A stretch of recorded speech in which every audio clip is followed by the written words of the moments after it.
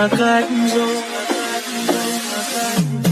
Một người không muốn ở lại, sự làm gì cuộc tình đã phai. Từng người vui với hiện tại, anh ơi lạnh đau thấu vai. Bận lòng thêm chẳng được gì, suy cho cùng thì em cũng đi. Nếu không buồn nhưng chẳng thể làm theo lý trí. Giờ còn đâu những ngày mà hai ta đã cùng nhau trải qua. Không nghĩ là em nỡ buộc lòng dối trá. Một ngày nào nếu như mà bên cạnh người ta em thấy đau, yêu anh mau quay lại về đây, không sao đâu. Ngày vừa quen